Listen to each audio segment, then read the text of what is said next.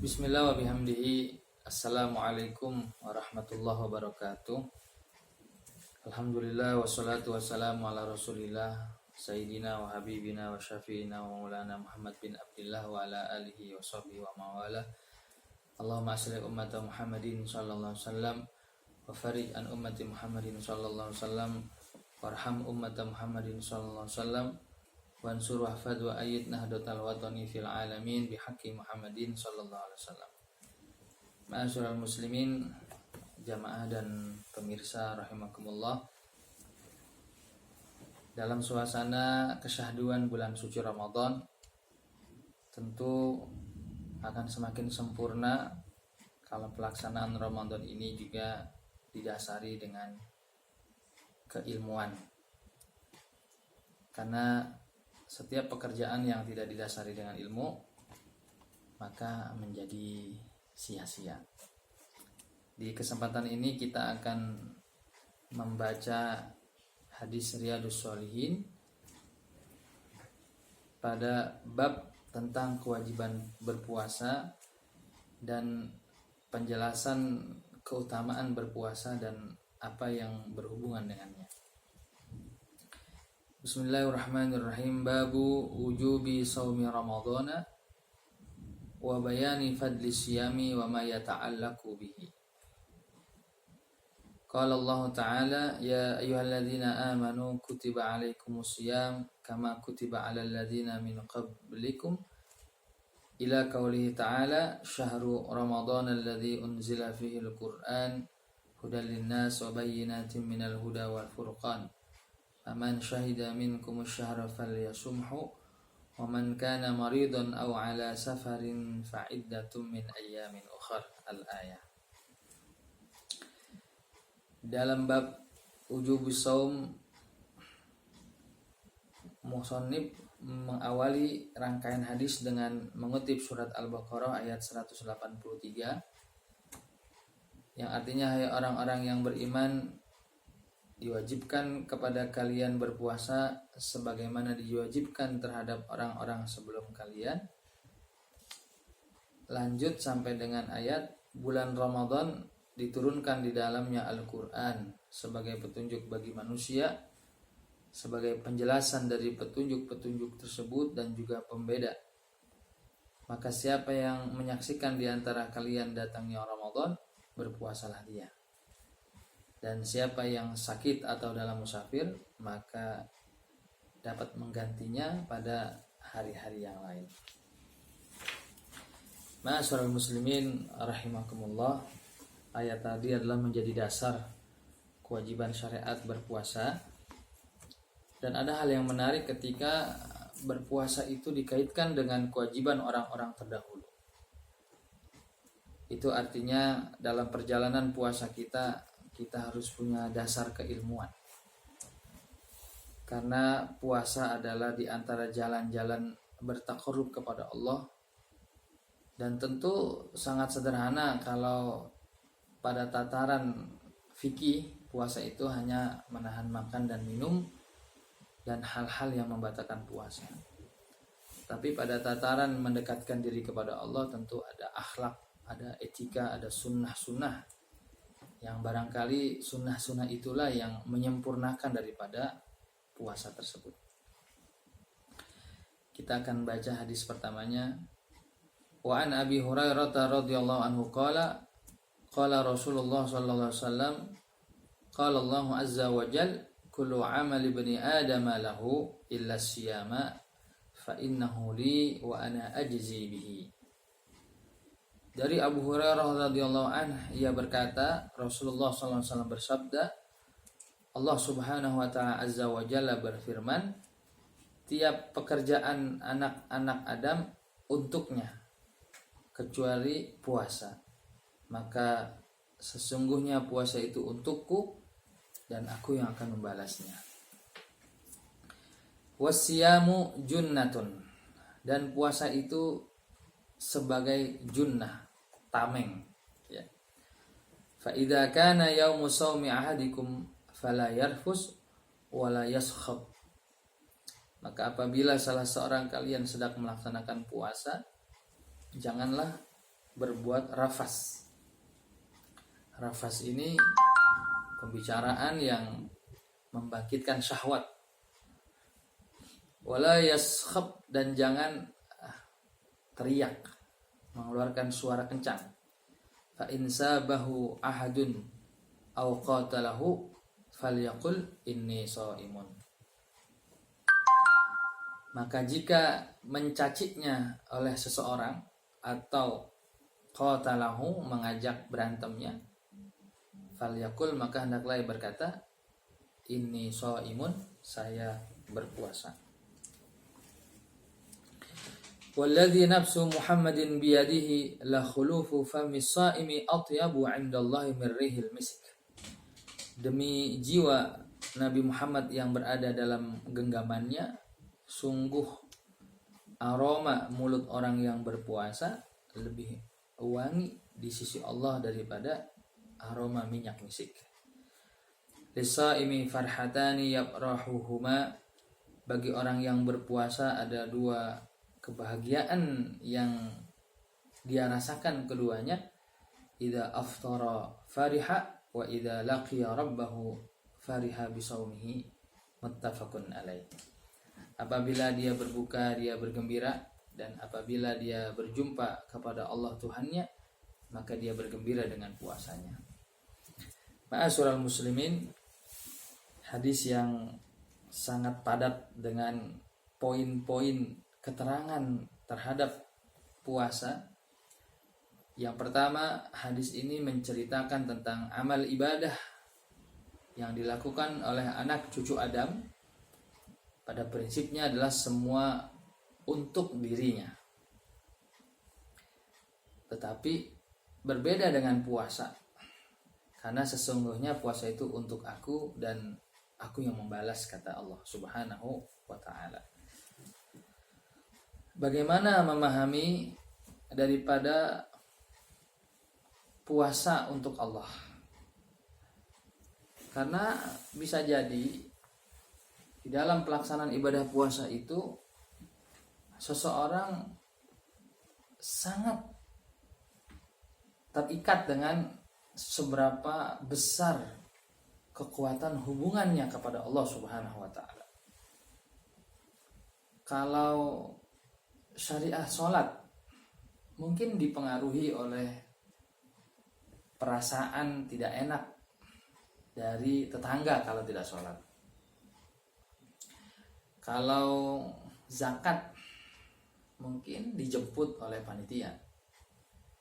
Tapi kalau puasa ini suatu amalan yang sangat rahasia.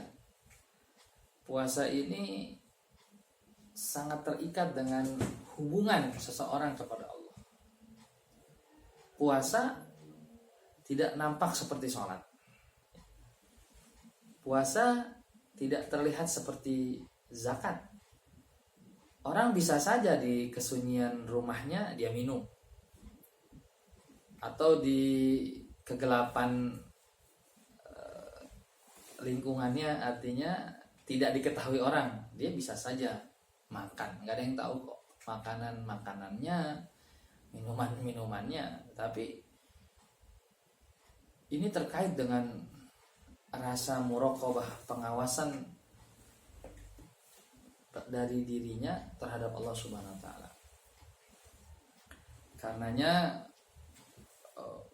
puasa ini menjadi sesuatu yang sangat istimewa karena terkait dengan rasa bagaimana seseorang itu menahan lapar dan dahaga, dan dari situ lahirlah tanda kedekatan kepada Allah Subhanahu wa ta'ala. Puasa juga menjadi tameng, junnah, menjadi penghalang daripada siksa. Orang yang berpuasa dia terlindungi, jangankan di akhirat, di dunia saja dia terlindungi. Dia terlindungi dari yang haram, bahkan yang halal pun ketika memang belum waktunya dia tidak akan lakukan. Itu yang halal. Apalagi yang haram yang memang bukan dan tidak boleh untuk dilakukan. Jadi seorang yang berpuasa itu dia terbentengi. Dia akan merasa peduli dengan puasanya sehingga dia tidak mau marah-marah umpamanya. Ya. Kalau bahasa pergaulannya, ada orang yang marah-marah terus kita bilang ingat lagi puasa, nah itu dia langsung terbentengi dirinya, terjaga daripada syahwat amarahnya.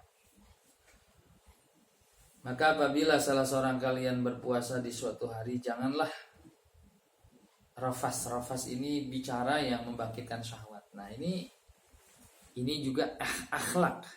Boleh jadi dia nggak makan nggak minum, tapi dalam hal bercanda, dalam hal berbicara, hal-hal yang membangkitkan syahwat menjadi suatu yang biasa. Ya, ini juga bisa merusak daripada pahala sholat. Wala yaskhab. Ya, yaskhab ini la yasihu. Ya, jangan berteriak, tidak berteriak. Jangan tinggi suaranya. Maka apabila seseorang dicaci maki atau diajak berantem, maka cukup dengan berkata, saya sedang berpuasa. Ini para jamaah sekalian, ini adalah suatu bukti nyata. Ya, ketika orang sedang berpuasa yang tentu landasan puasanya tadi karena Allah, ini sangat kuat ya pengaruhnya kepada jiwa orang yang berpuasa. Kemudian Nabi melanjutkan, dan demi diri Muhammad berada dalam genggamannya, artinya demi Allah, sungguh aroma wangi mulut orang yang berpuasa di sisi Allah lebih baik daripada minyak misik. Dan orang yang berpuasa ada dua kebahagiaan. Ya, yang pertama adalah kebahagiaan ketika berbuka, dan yang kedua adalah kebahagiaan ketika berjumpa kepada Tuhannya Allah Subhanahu.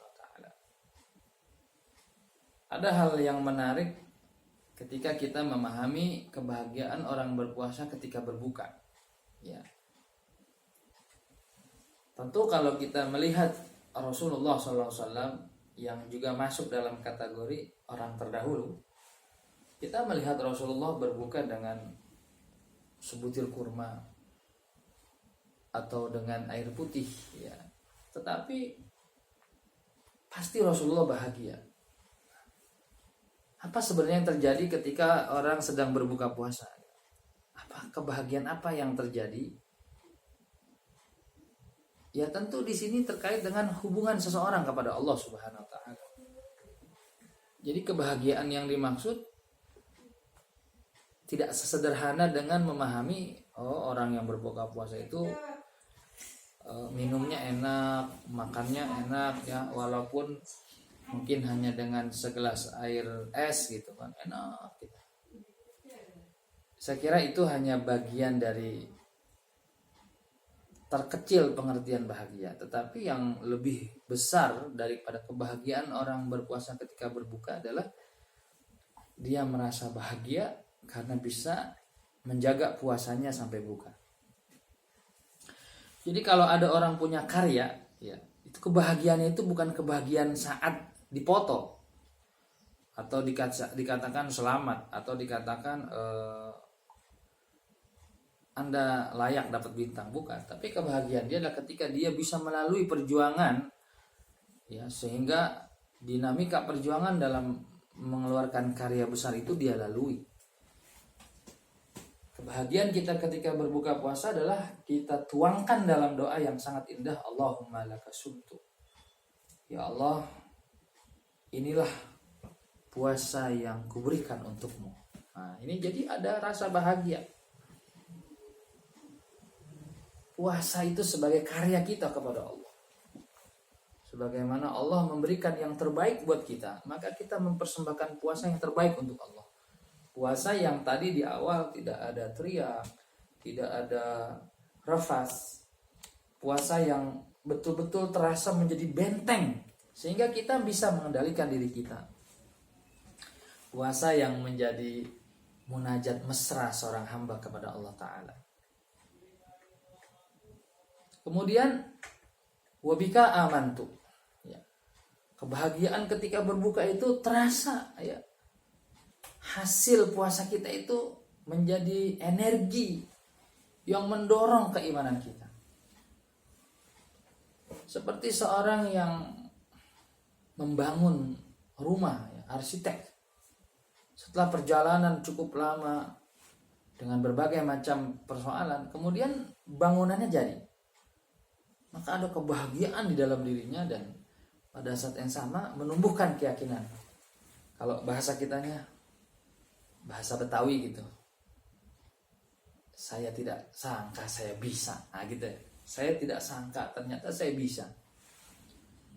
Nah, rasa syukur itulah kemudian yang meliputi suasana bahagia. Baru wa ala rizkika aftartu. Baru dengan rizkimu aku berbuka. Jadi tetap bahagia ketika berbuka ya dengan makanan, tetap ya, tetapi itu menjadi poin yang berikutnya. Para jamaah yang dirahmati Allah, ini momentum kita untuk memastikan bahwa setiap kita berbuka puasa, kita harus bisa merasakan bahagia itu. Yaitu bahagia ketika hari ini kita mampu dengan pertolongan Allah melaksanakan puasa secara utuh. Ya, kalau hari ini kita ketika berbuka ingat ya mungkin tadi pagi marah, tadi siang dusta, ya sudah kita ngomong sama Allah, ya Rabb, terimalah puasa kami dengan segala kekurangan-kekurangannya, dan berazamlah agar esok hari puasa kita menjadi lebih baik. Kemudian yang kedua, kegembiraan orang berpuasa adalah ketika berjumpa dengan Tuhannya Allah.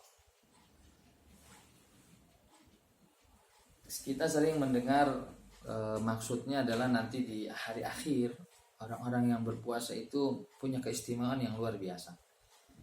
Secara khusus orang-orang yang berpuasa itu dipanggil untuk masuk kepada surga melalui bab khusus orang-orang yang berpuasa.